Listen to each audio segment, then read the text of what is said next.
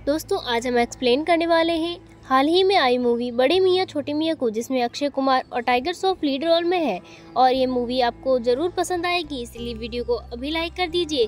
चलिए कहानी शुरू करते हैं। तो मूवी की शुरुआत में हमें दिखाते हैं कि आर्मी सोल्जर एक बहुत ही कीमती यंत्र को कहीं ले जा रहे होते हैं। इस यंत्र के बारे में बताया जाता है कि ये भारत के लिए एक ढाल है, जो कि अगर दुश्मनों के हाथ लग जाए तो दुनिया में विनाश हो सकता है।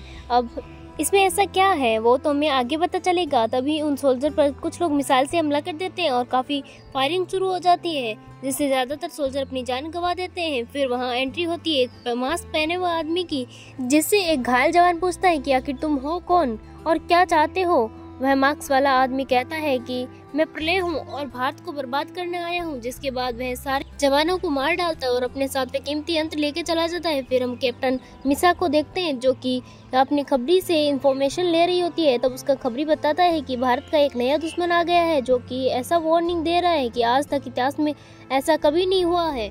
उस समय खबरी को कोई गोली मार देता है और मिशा उसका पीछा करती है और खबरी को जान से मारने वाले आदमी ने भी सेम उसी तरीका का मास्क पहना हुआ है। तब ये मिशा और उस मास्क वाले आदमी की लड़ाई होती है।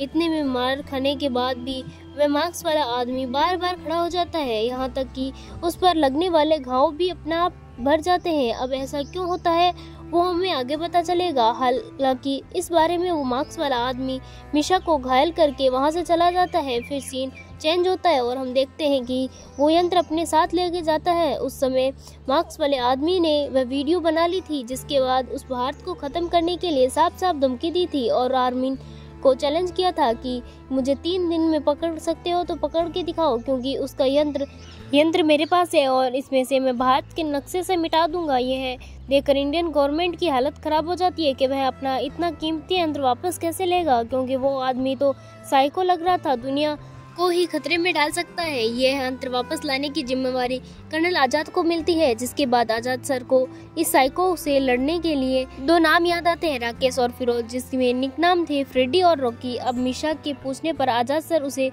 इन दोनों के बड़े मिशन के बारे में बताता है, जिसके उनकी काबिलियत का पता चलता है कि वह 8 साल पहले से सीन दिखाया जाता है, जहां अफगानिस्तान में कुछ आतंकवादियों ने इंडियन एम्बेसडर और उनकी फैमिली को बंदी बना लिया जाता है। उनकी मांग थी कि उनके एक साथी को छोड़ दिया जाए, जो कि बहुत ही बड़े टेररिस्ट का बेटा था।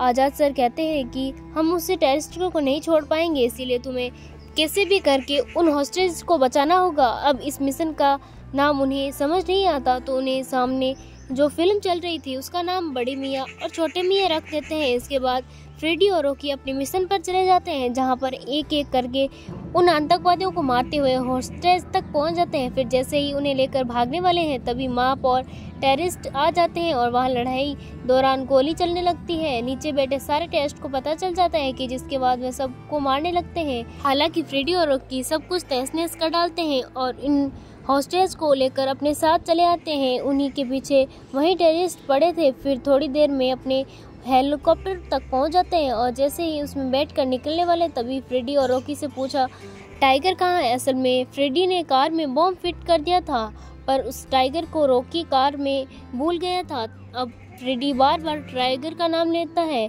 तो टेररिस्ट के लीडर को लगता है कि यह जरूरी कुछ चीज़ है और वो उसके साथ पकड़कर फ्रेडी को चढ़ाने लगता है कि इसे दबा दो, क्योंकि वह फ्रेडी एक्टिंग करता है कि ऐसा मत करना वरना मारे जाएंगे। वो लीडर उसे दबा देता है, जिसके दौरान वो जोरदार धमाका होता है, सारे टेररिस्ट ही मारे जाते हैं। अब ये खतरनाक मिशन बहुत ही अच्छे से पूरा हुआ था, जिसके कारण इन दोनों की खूब तारीफ होती है। फिर प्रेजेंट में आ जाते हैं। आजाद सर कहते हैं कि बाद में किसी कारण से उन दोनों को एक कोर्ट मार्शल करके उन्हें सीमा से निकाल दिया जाता है। अब ऐसा क्यों वो तो हमें आगे पता चलेगा। फिर आजाद सर मिशा को कहते हैं कि तुम इन दोनों का पता करो कि यह कहाँ पर है और इन्हें कैसे भी करके हमारे मिशन के लिए लेकर आओ। जिसके बाद मिशा पहले तो रॉकी के पास जाती है, जो कि अब फायर ब्रिगेड में जॉब कर रहा होता है, और यहाँ वो पहले मना कर देता है, लेकिन फिर तुरंत मिशा के साथ मिशन के लिए चल देता है। फिर ये दोनों फ्रेडी को लेने जाते हैं, जो कि अब ऑयल फैक्ट्री में काम करता है, और वह इन दोनों के साथ आने से मना कर देता है कि मैं इतनी बेइज्जती होने के बाद इस सेना में वापस नहीं जाऊंगा। तब रॉकी उसे समझाता है कि देश को हमारी ज़रूरत है, लेकिन फ्रेडी का जवाब नहीं था। इसके बाद रॉकी और मिशा इस मिशन को पूरा करने के लिए चल देते हैं। अब यह दोनों लंदन पहुंच जाते हैं क्योंकि उन्हें इन्फॉर्मेशन मिलती है कि यह यंत्र लंदन पहुंच चुका है और वह दोनों हैकर के पास मिलते हैं जिनके हैकर का नाम मैप होता है और वह दोनों हैकर के साथियों से मिलवाता है। साथ ही उसे मिलकर वह अपने मिशन को अंजाम देते हैं। अब इन्हें यह तो पता था कि मेट्रो के नीचे एक खुफिया सुरंग है और उन्हीं के एक वॉलेट है जिसे होटल में यंत्र रखा गया है। हालांकि इसे बेल्ट की निगरानी 24 घंटे होती है, इसलिए उन्हें बहुत ही बचकर वोल्ट तक पहुंचना होता है। तब ये एक सॉलिड प्लान बनाते हैं और रॉकी जैसे तैसे करके उसके वॉलेट तक पहुंच जाता है। फिर उनका सामना कई सारे गुंडों से होता है, जहां शुरुआती में रॉकी सब पर भारी पड़ता है, पर थोड़ी देर में गुंडे उसे पकड़कर मारने लगते हैं। तब यहाँ एंट्री होती है फ्रेडी की, जो कि रॉकी को बचाने आया था। फिर ये दोनों सारे गुंडों को खत्म करके वर्ल्ड तक पहुंच जाते हैं। तब यहाँ रिवील होता है कि जिस यंत्र को मार्क्स वाले आदमी ने उठाया था वह कोई ये मशीन नहीं बल्कि एक लेडी होती है जिसका नाम प्रिया। हालांकि फ्रेडी और रॉकी प्रिया को पहले से ही जानते थे और यह भी पता चलता है कि फ्रेडी की तो प्रिया से सगाई हो चुकी थी, पर बाद में किसी कारण सगाई टूट गई थी। फिर प्रिया उन्हें बताती है कि वह यहाँ पर कैसे आई। असल में प्रिया ने भारत सरकार के साथ मिलकर एक ऐसा कवच तैयार किया था जिसकी अगर भारत के ऊपर कोई भी देश हमला करे तो उसकी मिसाइल हवा में ही ब्लास्ट हो जाएगी, बल्कि वाकांडा के कवच की तरह होगी। इसे कवच का नाम इन्होंने दिया था कि का किरण कवच। यह अब प्रॉब्लम थी कि उस कवच का पासवर्ड कहाँ सेव किया जाए, क्योंकि जहाँ कहीं भी होगा पासवर्ड कोई रखेगा तो उनको कोई ना हैक कर सकता है। इसीलिए उन्हें यह डिसाइड किया कि यह कोई पासवर्ड को प्रिया के दिमाग में फिट कर देंगे, क्योंकि कहीं कितना जीनियस क्यों ना हो ह्यूमन ब्रेन को हैक नहीं कर पाएगा। इसी कारण से उस मार्क्स वाले आदमी ने प्रिया को उठा लिया। हालांकि यहाँ फ्रेडी अपना दिमाग चलाता है और कड़ी से कड़ी जोड़ता है तो उसे पता चलता है कि मार्क्स वाले आदमी की प्लानिंग तो कुछ और ही है। असल में उसने जानबूझकर यह यंत्र से ट्रैकिंग डिसाइड नहीं हटाई थी ताकि वह दोनों उसका पीछा करते करते यहाँ तक पहुँच जाए, यानी उसका प्लानिंग करके रॉकी और फ्रेडी को बुलाया था। अब यह सब यहाँ फंस चुके हैं। फिर फ्रेडी कैमरे पर देखकर कहते हैं कि तुमसे डरने वाली नहीं है और यह सब इस साइड मार्क्स वाले आदमी ने देख रहा था। वहीं हमें देख पाते हैं कि इस मार्क्स वाले आदमी ने तो कर्नल आजाद को भी अपना बंदी बना लिया है। तभी फ्रेडी के साइड से धक्का लगता है और ये सब घायल हो जाते हैं। अब हम मरी हालत में फ्रेडी को देखते हैं कि कुछ लोग प्रिया को अपने साथ ले जा रहे होते हैं। तब ये सब हिम्मत करके उन लोगों को पीछा करते हैं। फिर फ्रेडी और रॉकी जैसे तैसे कर उन लोगों को कार तक पहुंचा देते हैं और जो देखकर लड़ाई शुरू हो जाती है। यहाँ इनके सामने एक मार्क्स वाला आदमी था जिसने शुरुआत में मिशा को घायल किया था। फ्रेडी और रॉकी दोनों पर ही भारी पड़ रहा था। फिर फ्रेडी ने जैसे तैसे करके उसे नीचे गिराया। फिर ये लोग जैसे ही प्रिया को लेकर वहां से जाने लगते हैं तब इन्हें काफ़ी सारे लोग आकर घेर लेते हैं और बंदी बना लेते हैं। तब यहाँ असली मार्क्स वाले की एंट्री होती है। वहाँ कहते हैं कि हर दोस्त किसी ना किसी का दोस्त जरूर होता है और वहीं फेस रिवील होता है और एक मांस वाले आदमी का नाम कबीर होता है जो कि रॉकी और फ्रेडी का कभी बेस्ट फ्रेंड हुआ करता था। इसके बाद वह कहानी 7 साल पहले जाती है जहां कबीर भी पहले कहीं इन्हीं के साथ मिलिट्री फोर्स में काम किया करता था। उसके बाद 15 साल लगाकर इसने ऐसा क्लोन बनाया था जो कि अपने दिमाग से सोचता था और यह कबीर का कहना था कि अब हमारे देश के जवानों को शहीद नहीं होना होगा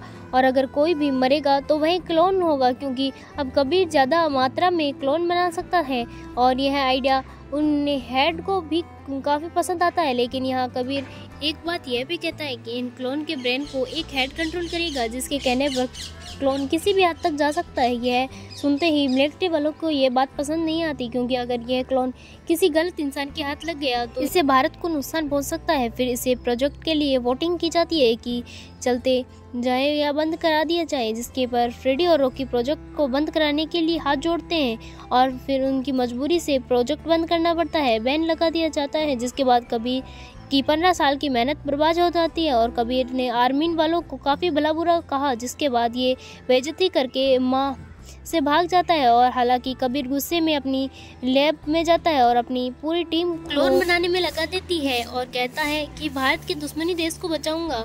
फिर प्रिया अपने सर को बताती है और फिर फ्रेडी और रॉकी कबीर की लैब को तहस करने भेजा जाता है। अब यह दोनों कबीर के सारे सिक्योरिटी को मार डालते हैं। फिर कबीर तबाह करने को कहते हैं, पर अब तक कबीर साइको बन चुका था, इसीलिए वह इन्हीं दोनों को खरीदने की बात करता है। तब यह जिसके बाद इंडियन आर्मी के खिलाफ काफ़ी उल्टी सीधी बातें करता है, जिस पर यह उसे जान से मार डालते हैं। अब यहाँ रॉकी और फ्रेडी को ऑर्डर्स में कहते हैं कबीर को जिंदा पकड़कर लाना है, पर ऑर्डर्स ना मानने पर इन दोनों को ही कोर्ट मार्शल कर दिया जाता है, इन्हें आर्मी से बाहर कर दिया जाता है। अब प्रेजेंट में कबीर बताता है कि तुमने जिस उस समय कबीर समझकर मारा था, असल में वह कबीर नहीं बल्कि उसका क्लोन था जिसका नाम एकलव्य है। और कबीर यहाँ ये भी बताता है कि मैंने तुम दोनों के क्लोन भी तैयार कर लिए हैं। और फिर वो आजाद सर को लेकर आता है, फिर जिन दोनों को सामने वो गोली मार देता है। ये देखकर फ्रेडी और रॉकी को काफ़ी गुस्सा आता है, पर दोनों बंधे हुए के कारण कुछ कर नहीं पाते। फिर कबीर प्रिया को अपने साथ लेकर चले जाते हैं। अब थोड़ी देर में वहाँ मैप आ जाता है जो इन लोगों को आज़ाद करता है। इसके बाद ये लोग आज़ाद सर के बॉडी को लेकर इंडिया आते हैं, उन्हें श्रद्धांजलि देते हैं। फिर ये दोनों कबीर से बदला लेने का मन बना लेते हैं और इनके पास केवल एक ही दिन बचा था कबीर को पकड़ने के लिए, वरना कबीर भारत का वह कवच हटाकर उस पर हमला कर देता, जिसके बाद भारत तबाह हो जाता। इसके बाद ये दोनों ज़्यादा समय वेस्ट न करते हुए अपने सुपीरियर की परमिशन लेकर कबीर के अड्डे पर पहुंच जाते हैं और यहाँ जाकर जोरदार फायरिंग शुरू हो जाती है, जहाँ कबीर की पूरी फौज को मार दिया जाता है। इसके बाद इसका सामना अपने ही जैसे एक दिखने वाले क्लोन से होता है, जो कि इन दोनों पर भारी पड़ता है और इन्हें किसी भी वार का असर नहीं होता। यहाँ क्लोन बार बार मार खाते हैं, फिर से एनर्जी से लड़ने लगते हैं। तब फ्रेडी और रॉकी एक प्लान बनाते हैं कि उन दोनों को एक बड़े ट्रांसमीटर के पास लाकर धमाका करके उसमें धकाल देंगे, जिसके बाद वो क्लोन वहीं जाकर मारे जाते हैं। इधर कबीर प्रिया के ब्रेन में वह कवच का पासवर्ड निकाल रहा होता है और भारत की प्रोटेक्शन ऑफ कर देता है। फिर कोई सारी मिसाइल भारत की तरफ लॉन्च भी कर देता है, जिसके बाद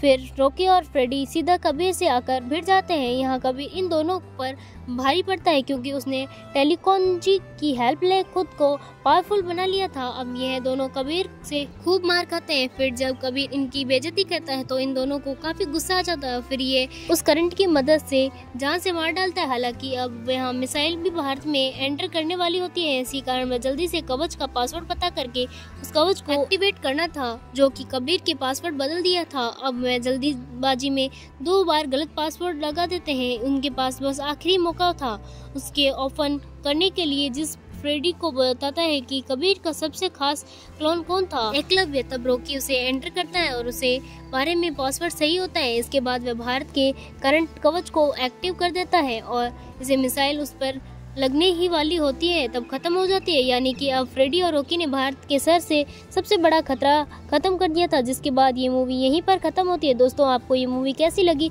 हमें कमेंट में ज़रूर बताएं। अगर आपको ये मूवी अच्छी लगी तो लाइक कर दें और चैनल को सब्सक्राइब कर लें। मिलते हैं ऐसी अगली वीडियो में। धन्यवाद।